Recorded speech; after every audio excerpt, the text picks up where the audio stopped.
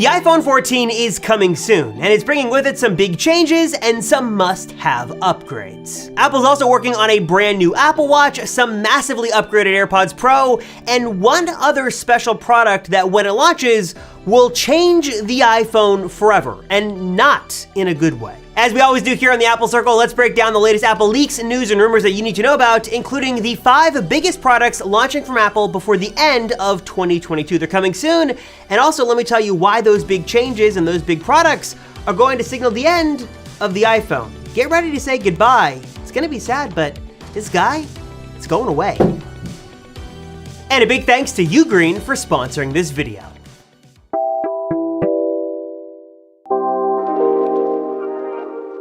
This video is jam-packed with lots of big Apple news, and there is so much to discuss that I just need to stop with the intro and get right into it because Apple has a very busy fall in store for us. There are lots of great new products coming soon, and let's start with the biggest, the best. That's of course the iPhone 14. As of right now, this is our best look yet at the iPhone 14 lineup. That includes the iPhone 14, iPhone 14 Max, iPhone 14 Pro, and Pro Max. And as you can see here, that big rumored redesign is not coming this year. There is no USB-C port, there's no crazy change. It's gonna be more of an incremental year for the iPhone, but still some big upgrades are here, and maybe a signal that the iPhone is no longer Apple's top priority or their crown jewel.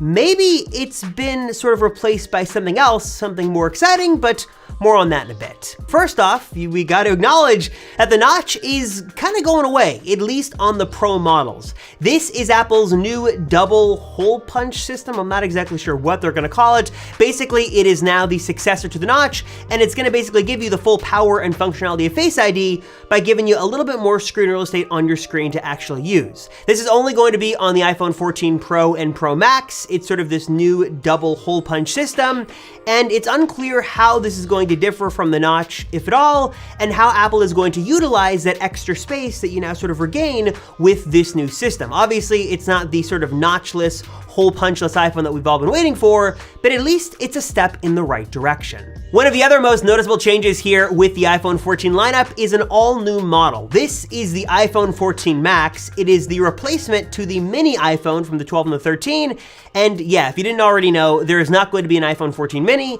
Instead, there's going to be a big guy here, the iPhone 14 Max. This is basically like the Pro Max minus the Pro features. So it's not going to have a Pro Motion display. It's not going to have a triple camera setup, not have ProRes video, a lot of those Pro higher end features.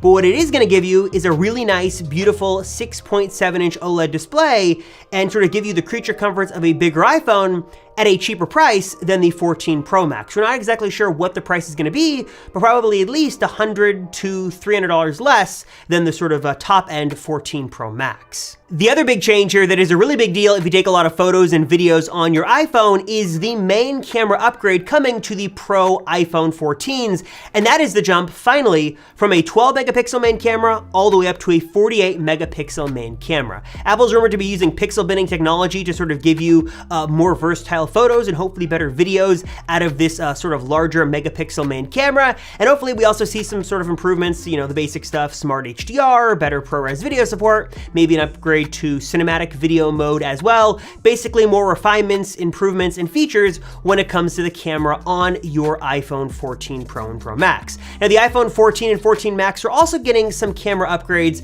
just not the significant jump that is reserved only for those Pro models. All iPhone 14 models will give you a better selfie camera system here with a better autofocusing capability built in, and also a little bit more light that can be let into that sensor as well for a little bit more of a sharper, shallower depth of field image if you're into that sort of thing on the front of your iPhone. We've also got some new rumors that suggest that finally this year, after sort of a weird year last year, the always-on mode will be coming to the iPhone 14 this year, but only reserved for the 14 Pro and 14 Pro Max. We don't exactly know what it's gonna look like or exactly how it's gonna work, but we're assuming it's gonna be similar to the Apple Watch, where you can sort of look down at your phone, see some info at a glance, and your phone screen is sort of always on, or at least the pixels that need to be illuminated are illuminated here in this always on mode. No word on how it's gonna work, battery life, impacts, all that stuff, but that could be coming as a special feature only to the 14 Pro phones. And of course, beyond the big stuff making headlines here, there's lots of other little changes expected to come to these phones as well, like new colors. We should see a new processor in the Pros. We should hopefully get some more RAM. come some different storage configuration options. Maybe that secret satellite tech is finally ready, and maybe no SIM slot on the iPhone 14 as well. Lots of last minute changes, of course, will come to the 14, and I think that, it's gonna be a pretty worthwhile upgrade for many people out there. Maybe not if you've got a 13, but if you've got a 12 or 11, it should be a good year for you. But putting all that to the side for a moment, I think that there's an even bigger story here with the iPhone 14, one that signals a dramatic shift for Apple's attention, and one with a lot more controversy and juicy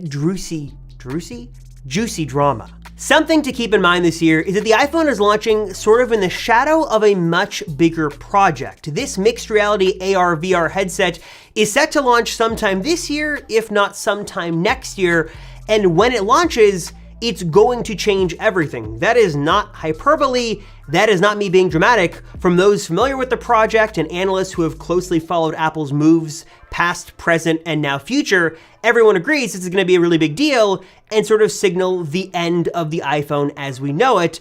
And I'm really curious to see how Apple positions the iPhone 14 when they know this headset is gonna be launching either shortly after it or sometime in the next 12 months or so along the iPhone 14's life cycle. And I'll talk more about this in a moment once we talk about some other projects, but just think about sort of the iPhone 8's announcement with the iPhone 10. iPhone 8 is still a great phone as it sort of stood alone, but when everybody saw the iPhone 10, that's where everybody's focus went, and I think that this year the iPhone 14 might be overshadowed by something much bigger and much more exciting. Now, before we continue with more on what Apple is planning to launch this fall, let me talk about something you need to get right now to totally upgrade your device and take your charging experience to a whole new level. And the best way to do that is by picking up this, an amazing charger made by this video's sponsor, Ugreen. This super sleek silver cube is the Ugreen Nexode 100 watt charger, and as the name suggests, it can push 100 watts of power to recharge your devices. It's got a great mix of 3 USB-C ports and a USB-A port, so you can easily plug in your phone, your tablet, your laptop,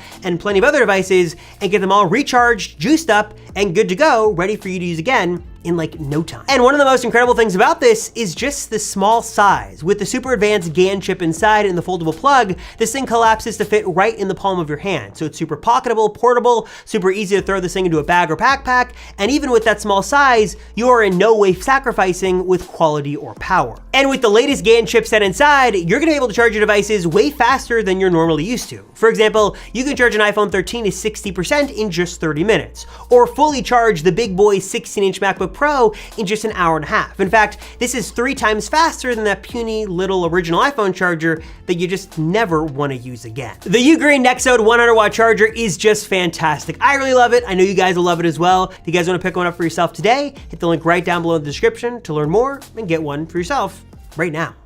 I want to sort of focus on another area of Apple's product lineup that is causing a lot of drama, controversy, just a lot of back and forth and some fighting going on in the Apple rumor mill. And that is all around this, the all-new Apple Watch. Well, this is a Series 7, but I'm of course talking all about the all-new Apple Watch Series 8. That's because some new rumors have surfaced that sort of suggest that Apple might be actually giving us that long-rumored sort of flat-edged, boxy industrial redesign that was supposed to come last year with the Apple Watch Series 7. And there's been a lot of controversy around the Series 7, and I am in the camp of those who believe that the Series 7 that Apple showed off was not what we originally were supposed to get, but that's sort of besides the point. If you want to hear more about my crazy Apple conspiracy theories and all that stuff, I talk about it at length with Matt Gonzalez on the Apple Circle podcast. I'll leave that link down below. But in short, we might be seeing a redesign to the Apple Watch Series 8, but let me be clear that as of right now, this could come, this could not come, or one of the theories is that this is only going to be reserved for a new special sort of rugged sport edition Apple Watch that should be launching this year. Whether all Apple Watches feature this new redesign or not, we also know some other things are of course coming as well. Some processor upgrades, improvements to battery life, hopefully speed on the Apple Watch, maybe a bit of a brighter display or maybe some minor display tweaks coming as well.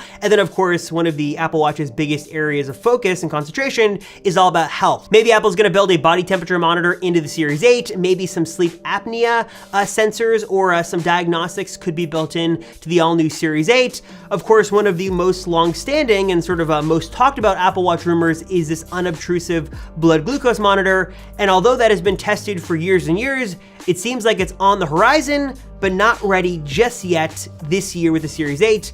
Maybe next year, but probably not happening this fall. Now, what very well could be the best and most exciting upgrade to come out of Apple this fall could be this all new AirPods Pro 2. Believe it or not, the original AirPods Pro launched all the way back in the fall of 2019. It was sort of a different world back then, and now finally an all new version is coming with some massive upgrades and some really cool features. One of the biggest changes expected to come with AirPods Pro 2 is the removal of the stem. Either it's going to shrink significantly down on this new AirPods Pro model, or Apple's going to basically remove it altogether, sort of giving us a design similar to Beats Fit Pro. And along with this new design, Apple could be building some health sensors into the buds themselves to give you some fitness monitoring capabilities. Every year there's always speculation of new colors coming to AirPods Pro 2. Maybe that's gonna happen this year or not. The case should also be getting a redesign. And then also what could be one of the biggest upgrades to come to AirPods Pro 2 is a new lossless audio streaming mode that might give you higher quality, higher fidelity audio streaming to your AirPods Pro 2 that is either being done by bypassing Bluetooth or maybe being done with some new codec in conjunction with Bluetooth to give you basically wireless lossless audio in AirPods Pro 2. So as exciting as all this is, and it's cool to sort of talk about all the big upgrades and features coming this fall to the entire lineup, I think that there's sort of a bigger story behind the scenes that is shortly going to emerge that's really gonna change Apple's entire product lineup, most notably with the iPhone, and that, like I mentioned earlier, is with the Apple Mixed Reality headset. And the reason this is such a big deal is that this is really supposed to change Apple's direction moving forward. It's gonna take up a lot of their stage time, a lot of their development resources. A lot of developers might be shifting from developing, apps for iOS and iPadOS that they've been doing for years and years over to this new headset. It's really going to be a big shift because it's predicted by everybody to really be the beginning of a new era and really change everything. And I'm really curious to see how the iPhone is going to sort of stack up to this and how Apple positions future iPhone models. If the rumors are true and we see a launch sometime in the next 12 months or so in 2023, then the story is going to change for the iPhone 14. Because this has been Apple's sort of crown jewel for many, many years. Does the iPhone sort of coexist with this headset? Do the two sort of work together? Or is this gonna be the beginning of sort of the end of the iPhone? I think it was analyst Ming-Chi Kuo who says that once this headset launches, it's basically a countdown for the end of the iPhone, that in 10 years or less, we're all not gonna be carrying phones in our pockets, but have a headset or smart glasses on our face, basically doing the same thing. This might be the case of the iPod and the iPhone. The iPod on its own was an incredible product. It changed the world, it revolutionized Apple, it was amazing. But once the iPhone came out, it was still a great product, but everybody knew where sort of the ball was going. This was going to be the future, and this obviously, as everybody's predicted, it changed everything. And that's really the concern with the headset, is when this headset comes out, it's gonna sort of be the beginning of the end for the iPhone. As always though guys, I wanna know your thoughts. What are your thoughts on the iPhone 14 upgrades coming this fall, on the Apple Watch? Do you think it's gonna get a redesign? What are your thoughts on AirPods Pro 2? And your thoughts on sort of Apple's sort of plans moving forward. Do you think this headset is going to be a really big deal? Do you think it's been building and building for a major release? Or do you think it's gonna be a disappointment? Or just not change the world like the iPod, iPhone, and Apple Watch, and they say iPad? Do you think it's not gonna be as big of a deal as those products, or do you think this is going to be the beginning of a much different Apple? Let me know your thoughts down below. As always, we can discuss down there, and to sort of agree, disagree with me, let me know your thoughts and we can talk below about all that stuff. As always though, guys, thank you so much for watching. I really appreciate it. I'm Robert Rosenfeld, and I'll see you all in the next one.